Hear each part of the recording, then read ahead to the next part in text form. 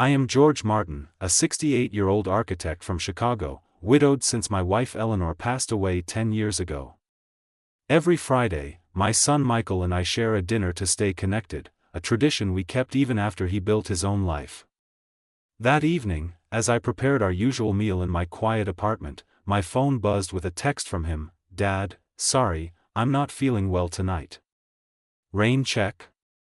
Concern hit me first. Michael rarely cancelled. But then I glanced out the window toward his house across the street, a habit from years of watching over him. Cars pulled up one after another. I recognized the sleek black sedan of my lawyer, Harold, then the advisor who handles my investments, and even Dr. Patel, our family physician. They slipped inside without a word. My stomach tightened. This was no sick night, something was wrong, and it involved me. My heart pounded as I stared at Michael's house from my window. The guests had all arrived now, Harold with his briefcase, the financial advisor clutching a folder, and Dr. Patel carrying what looked like medical records. No illness explained this gathering. Michael was hiding something, and it felt personal, aimed right at me. I couldn't just sit there. Years ago, after Eleanor's death, I'd installed a small listening device in Michael's home office during a renovation I helped with. It was meant for emergencies, a father's quiet way to ensure his only son was safe. Tonight, that device would reveal the truth. I moved to my study, closed the door, and activated the app on my secure tablet. The audio feed crackled to life, picking up voices from across the street. Michael's tone came through first, confident and edged with impatience. "Everyone's here. Let's get started. Dad's out of the picture for the evening, he thinks I'm sick. Harold, you have the guardianship papers ready?" Harold's voice responded, measured as always. "Yes, Michael. Based on the medical evaluation from Dr. Patel, we can argue diminished capacity due to age-related cognitive decline. It's not airtight, but with the right presentation to the court, we can secure temporary guardianship. That gives us control over his assets until we make it permanent." Diminished capacity? Me? At 68, I ran a firm that designed half of Chicago's skyline additions. I exercised daily, managed my portfolio without a hitch, and remembered every detail of Eleanor's final wishes. This was no mistake, it was a calculated move. My hands clenched the tablet. Dr. Patel chimed in next. "The report I've prepared highlights subtle signs, occasional forgetfulness, slower decision-making. It's exaggerated, but ethically, it's defensible if we frame it as concern for his well-being. Combined with the financial advisor's assessment of a vulnerability to mismanagement, the judge should side with family." The financial advisor added, "His estate is worth over $50 million, properties, investments, the architectural patents. Under guardianship, you'd oversee it all, Michael. We can liquidate non-essential assets quietly, redirect funds to your ventures. It's a clean transfer." I leaned back in my chair, the room spinning slightly. Michael, my son, the boy I'd raised alone after Eleanor's cancer took her, was plotting to strip me of everything. I remembered the nights I worked late, sketching designs by lamplight while he slept, all to build a future for him. College paid, his first business loan guaranteed, even his house, gifted when he married. And now this. "I don't want to wait any longer," Michael said, his voice rising. He's slowing down. At his age, who knows how much time he has left? If I don't act, some distant relative or the state could claim it. This is for the family, for me, for my kids. He owes me that much. Owes him? The word stung like a betrayal I hadn't seen coming. But I had seen signs over the years, Michael's growing resentment when I wouldn't co-sign his riskier deals, his offhand comments about my outdated decisions.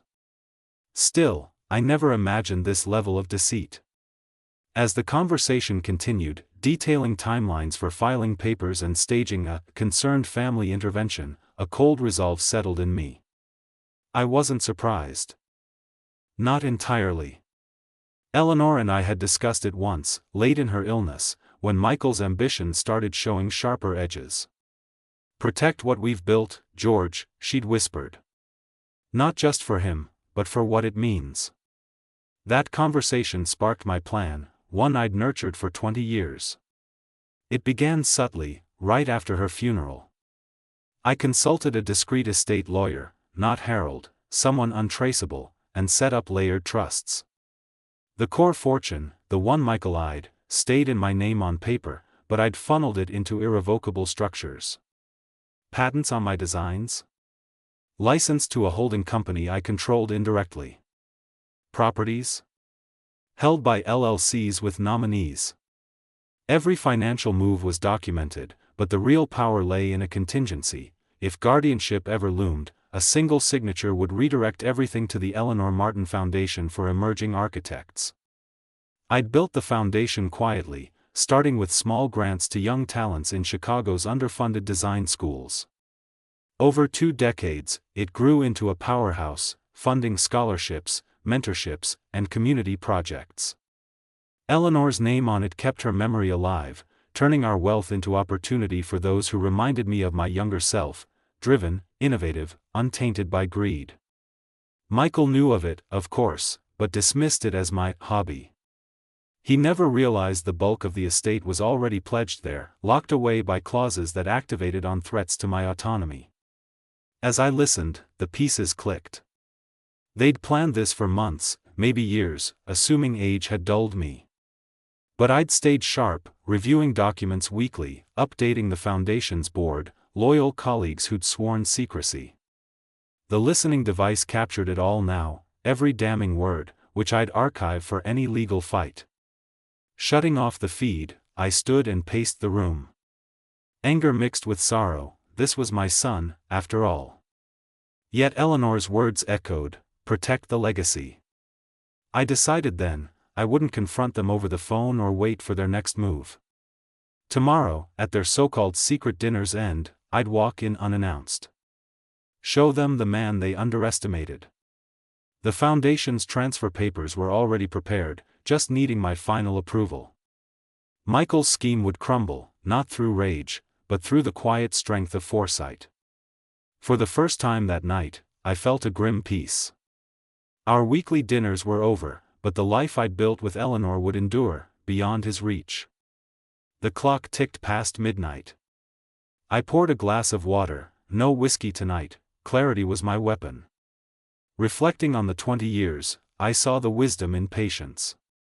Starting the foundation had been therapeutic after Eleanor's loss, a way to channel grief into purpose. I'd mentored dozens of students, watched them rise, their gratitude a balm. One, a young woman from the South Side, now led her own firm. Her thank you note sat framed on my desk. That was the true inheritance, nurturing potential, not handing over keys to opportunists. Michael's voice lingered in my mind, justifying his plot as family duty. But family meant trust, which he'd shattered. As dawn approached, I drafted notes for my appearance, calm revelation, no accusations, just facts. The lawyer they'd hired? I'd counter with mine. The doctor? His report wouldn't hold against my clean health records. And the fortune? Already slipping from their grasp. By morning, resolve hardened. I'd protected us all along, and now, I'd end this charade. The next evening arrived with a chill in the Chicago air, the kind that sharpened my focus. I had spent the day preparing, not with fury, but with the precision of an architect drafting blueprints. My own lawyer, Ms. Rivera, loyal and sharp, unconnected to Harold, had reviewed the transfer documents one last time. Everything was in order. A single notarized signature would seal the fortune's shift to the Eleanor Martin Foundation. No court could unwind it. The clauses were ironclad, designed over those 20 years to activate on any whiff of coercion or incapacity claims. I dressed simply, a wool coat over my usual slacks and shirt, nothing flashy, just the quiet authority of a man who knew his ground. Michael's house glowed warmly from across the street, the dinner in full swing. Through the app, I'd monitored their progress, laughter masking tension, toasts to family security. They thought me tucked away, nursing concern for my sick son. I waited until the main course cleared, judging by the clink of plates relayed faintly through the device. Then, I crossed the street, my steps measured on the leaf-strewn sidewalk. The front door was unlocked, careless, or perhaps they assumed no interruptions. I turned the knob and stepped inside. The dining room fell silent as I entered. Michael froze mid-sentence, his fork hovering over a half-eaten steak. Harold's eyes widened behind his glasses, the financial advisor choked on his wine, and Dr. Patel set down his napkin with deliberate slowness. The air thickened with shock, faces paled under the chandelier's light.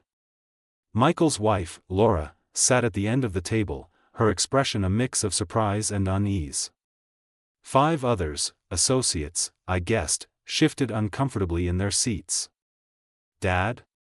Michael's voice cracked, the first word out of his mouth after a beat of stunned quiet. "What are you doing here? I told you I wasn't well." I closed the door behind me softly and hung my coat on the rack, buying a moment to let the discomfort settle. "You did, son." But I looked out the window and saw quite the gathering. Illness doesn't usually call for lawyers and doctors at a dinner table. I met each gaze steadily, ending with Michael's. He looked smaller somehow, the confident host unraveling. Harold recovered first, clearing his throat. "George, this is a private family matter. Perhaps you should." "Private?" I interrupted calmly, pulling out a chair at the table's head, Eleanor's old spot when she was alive. "Discussing my capacity behind my back feels anything but. Shall I sit?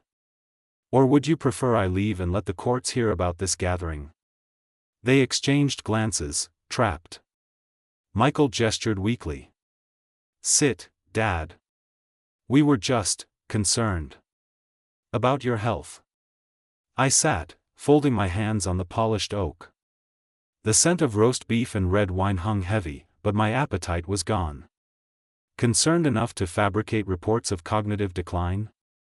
I overheard enough last night to know the plan. Guardianship, asset control, framed as care, but aimed at my estate.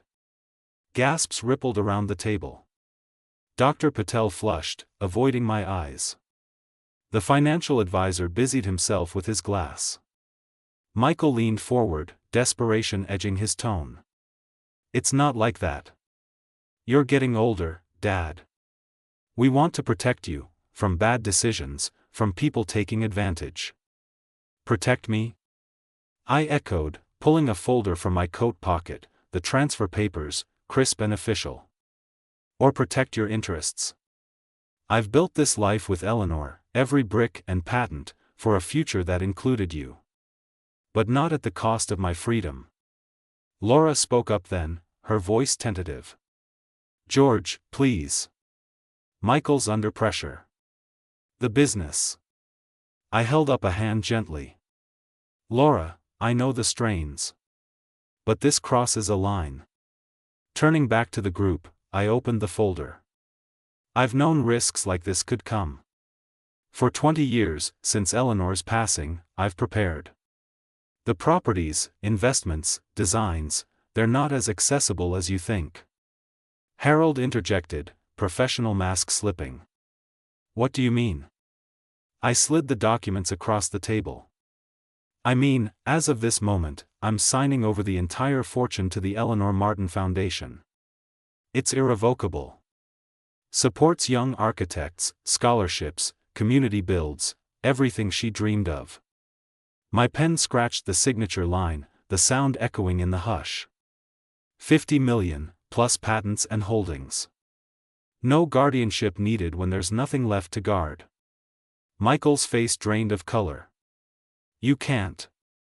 That's my inheritance. Our future." "Your future?" I met his eyes, sorrow mixing with resolve. "I worked nights while you played ball, scrimped so you could study business. This was for you, once. But trust erodes when schemes like this surface. The foundation ensures our legacy lives, through talents who earn it, not claim it. Chaos erupted softly, whispers, protests. The financial advisor muttered about reversals. Harold demanded to see the fine print. But Ms. Rivera had anticipated every angle. The clauses cited incapacity attempts as triggers, voiding any challenges. Dr. Patel excused himself, mumbling about ethics. One associate slipped out quietly, sensing the sinking ship. Michael stood, chair scraping. "Dad, wait. We can talk this out." "I didn't mean." "It's done," I said, standing too. "The papers go to the board tomorrow. Enjoy your dinner." I nodded to Laura, who looked torn, then walked out, the door clicking shut behind me. Back in my apartment, the weight lifted slightly. Michael's plans had collapsed in that room, exposed under their own light. I poured tea and sat by the window, watching guests depart one by one, Harold last, briefcase clutched tight. No rage from me, just the satisfaction of foresight. Eleanor would have nodded approval. We'd protected what mattered. Over the following days, ripples spread. Michael called repeatedly, voicemails pleading for reversal. I let them go unanswered. The foundation's board met, formalizing the transfer. News of my generous endowment leaked to architectural circles, praise, not pity. Young applicants flooded in, their stories echoing my early struggles. Michael's world, I learned later through mutual contacts, began fracturing immediately. Partners pulled funding, citing instability. Whispers of the dinner spread in his circles, eroding alliances. But that night marked the true end. His scheme, built on assumption of my frailty, revealed the man I'd raised, and the distance we'd grown. In quiet moments, I grieved the son I thought I knew. Yet peace came from the choice, legacy over loss. The foundation wasn't punishment, it was preservation. Eleanor's vision, now mine alone to steward. The days after that dinner blurred into a haze of finalizations for me, but for Michael, they marked the beginning of unraveling. I didn't seek out the details at first. Part of me hoped he'd reflect, salvage what remained of our bond. But Chicago's tight-knit professional circles have long memories, and word travels fast when trust fractures. A week later, my old colleague from the architectural board called, his voice laced with concern. "George, heard about the dinner. Michael's business partners are pulling back, citing ethical concerns after what leaked." "Leaked?" I pressed gently, and he explained. One of the associates from that night, perhaps the one who slipped out early, had shared the gist with a mutual investor. Not the full conspiracy, Michael's circle closed ranks, but enough. A family dispute, involving guardianship attempts on a healthy man, whispers of asset grabs. In Michael's world of real estate development, reputation was currency. Partners who'd courted him for joint ventures now sent polite emails distancing themselves. His latest project, a high-rise condo tower on the lakefront, stalled when funding dried up. Banks reviewed loans with new scrutiny, memos citing personal instability. I sat in my study, the same room where I'd eavesdropped, sifting through the implications. Michael had built his firm on my connections, introductions to contractors, endorsements that opened doors. Now, those doors slammed shut. He called that afternoon, the first direct contact since my appearance. "Dad, we need to talk. The foundation, can't you reconsider? My partners are bailing because of this mess." I held the phone steady, my voice even. "The mess you created, son. I signed those papers to protect what Eleanor and I earned. Your actions spoke for themselves." He pushed, voice rising. "It's not fair. I was trying to help. The business is collapsing without support." "Help yourself, you mean?" I paused, the weight of years settling. "Face the consequences, Michael. That's what adults do." I ended the call, my hand trembling slightly. Forgiveness flickered, but trust? Shattered beyond repair. Laura reached out next, a text at first, then a call. "George, it's bad. Michael's drinking more, snapping at everyone. The kids ask about you. Her words carried exhaustion, their marriage, once solid, now strained under the fallout. She described arguments escalating, Michael blaming her for not backing him at the dinner. Her defending me as the wronged party. Counselors suggested mediation, but Michael refused, seeing it as weakness. 2 weeks in, the divorce papers arrived at my door, not for me to sign, but a copy from her lawyer, informing me of custody proceedings. Laura cited irreconcilable differences, amplified by financial ruin. She wanted primary custody of the grandchildren, Emma and little James, arguing Michael's instability threatened their stability. Court dates loomed. She moved to her sister's temporarily, taking the children. Michael fought it, hiring a new attorney, not Harold, who'd withdrawn citing conflicts, but lost ground quickly. Judges favor steady homes, and his unraveling painted him otherwise. Socially, the collapse accelerated. Invitations to galas and networking events ceased. Old friends, the ones from his university days, distanced themselves with vague excuses. His country club membership lapsed unpaid, board members quietly removed him from committees. In a city where deals happen over handshakes, isolation hit hardest. I learned from a neighbor, Michael's house, the one I'd gifted, now echoed with solitude. He sold off luxuries, the boat on Lake Michigan, the vintage car collection, even artwork Laura had chosen. Debts mounted from the failed project, creditors circled. By month's end, his firm dissolved. Remaining staff jumped ship to competitors, taking clients.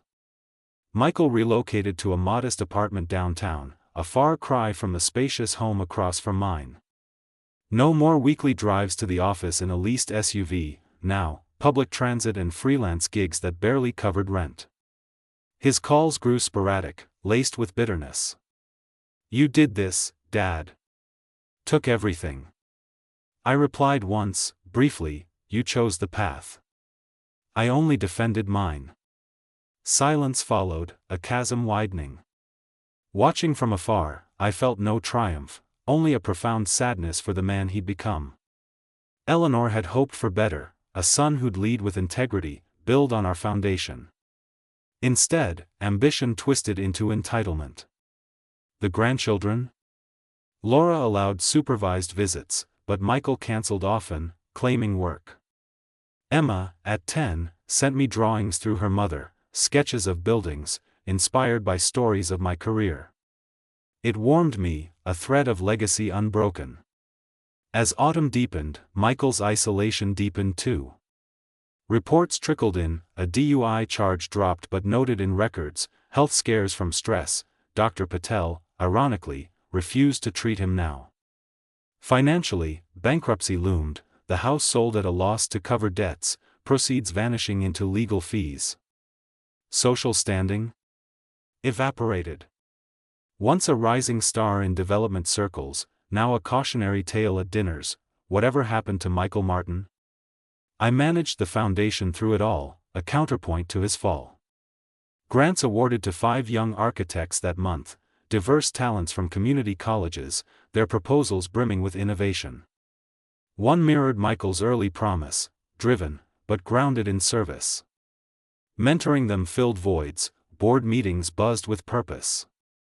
Eleanor's portrait hung in the office, her smile a reminder, we'd chosen right. Michael's utter loss crystallized one evening, months later. A mutual acquaintance emailed a photo from a charity event, me, accepting an award for the foundation, surrounded by protégés. Michael attended alone, on the fringes, unrecognized. He left early, I heard, retreating to his empty life. In quiet reflection, I saw the full arc, his schemes, once bold, now reduced him to solitude. Family gone, Laura finalized the divorce, gaining full custody, reputation tarnished beyond polish, stability, a memory. He faced it alone, consequences his mirror. For me, peace emerged, not from his ruin, but from safeguarding what mattered. The legacy endured, free of greed's grasp. A year passed since that fateful dinner, a span that reshaped my world in ways I hadn't fully anticipated. The Eleanor Martin Foundation thrived under my stewardship, its reach expanding beyond Chicago. We funded a new initiative, design workshops for underserved youth, turning abandoned lots into community spaces. I oversaw it all from the office I'd set up downtown, a modest suite overlooking the river.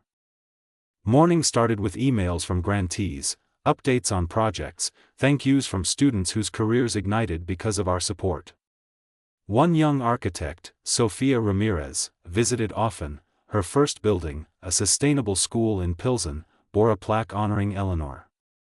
Mentoring her reminded me of my early days, sketching in coffee shops, hungry for opportunity. Michael's shadow lingered, but faded into background noise. I heard updates through Laura, who kept in touch sporadically. The divorce finalized 6 months after the collapse, with her gaining the house and full custody. Michael moved further out, to a suburb where rents were lower, taking odd consulting jobs in real estate that paid just enough to scrape by. The grandchildren visited me monthly, Emma and James, growing fast. Emma, now 11, showed talent for drawing, her sketches of bridges and homes echoing my style. James, 8, asked endless questions about Grandpa's buildings. Those afternoons in my apartment, baking cookies and touring models, mended some wounds. They represented the family I'd hoped for, untainted by the greed that derailed their father. I avoided direct contact with Michael. Calls went unanswered, letters returned unopened. Not out of spite, but self-preservation. Trust, once broken, doesn't rebuild easily at my age. The foundation became my anchor, a daily purpose. Board meetings filled my calendar, alongside lectures at universities where I shared Eleanor's vision. Architecture isn't just structures, I'd tell the students, it's legacy, building for those who come after. Applause followed, but the real reward came in their eyes, sparked with ambition I'd long since passed to others. One crisp October morning, exactly a year to the day of my unannounced arrival, the mail brought an envelope that stopped me cold. Handwritten, postmarked from Evanston, Michael's new address. No return label, but his script was unmistakable, the same loops from childhood notes asking for allowance. I sat at my desk, the river glinting outside, and opened it slowly. The letter spanned 3 pages, ink steady but words raw. Dad, it began, I don't expect a reply, but I need to write this. A year ago, I sat at that dinner table, convinced I was protecting our family. Instead, I destroyed mine. Every day since, I've replayed that night, your calm entrance, the papers you signed, the look in your eyes when you said it was done. I thought age had weakened you, made you sentimental with that foundation. But you saw me clearly, saw the selfishness I hid behind concern. He detailed the fallout, not for pity, but confession. The partner's exodus left him bankrupt, filing papers in a sterile courtroom where the judge's pity stung worse than defeat. Laura's departure gutted him, custody battles drained what little remained, ending with supervised visits he could barely afford. Friends vanished, social circles closing like doors. I sold the last of Mom's jewelry to pay debts, he wrote, and even that felt like losing her twice.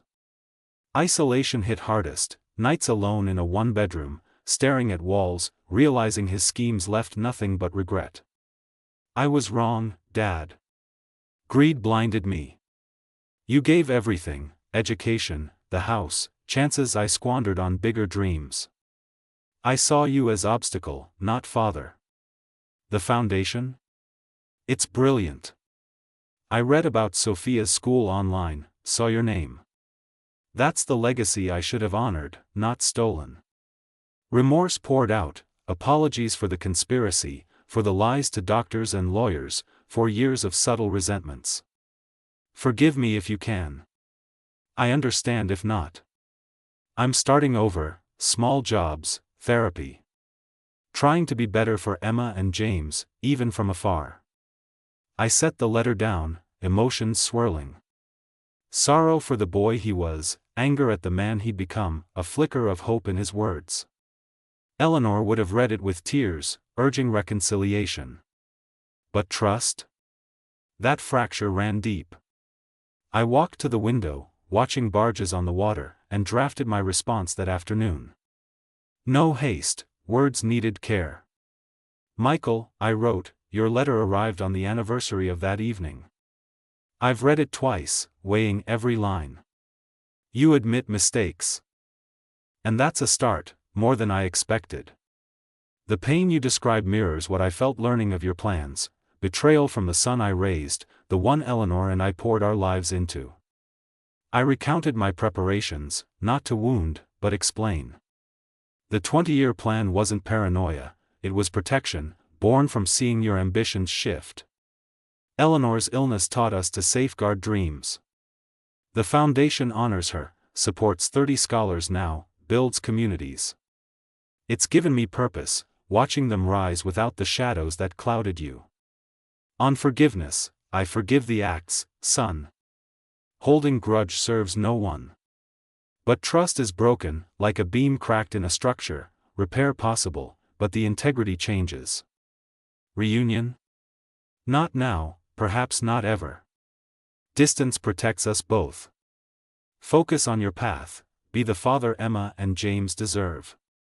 They visit me, full of your stories, the good ones. Build from there. I sealed it, mailing it that day. No illusions of mending, closure, instead. Peace settled deeper after. The foundation's annual gala approached, and I threw myself into preparations.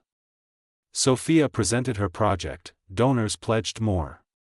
In quiet evenings, I visited Eleanor's grave, sharing updates. He wrote, "Love. We're healing, in our way." Life gained new layers. I traveled for the foundation, to New York for a conference, where young designers sought advice.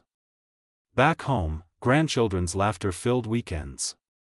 Michael's letter prompted reflection, I'd done right, choosing legacy over loss. He faced consequences, emerged repentant. From afar, forgiveness flowed, not reunion, but release. As winter neared, snow dusting the skyline, I felt Eleanor's presence stronger. The fortune she and I built lived on, nurturing futures brighter than schemes. Michael alone? His to navigate. Mine, purpose, found in giving forward.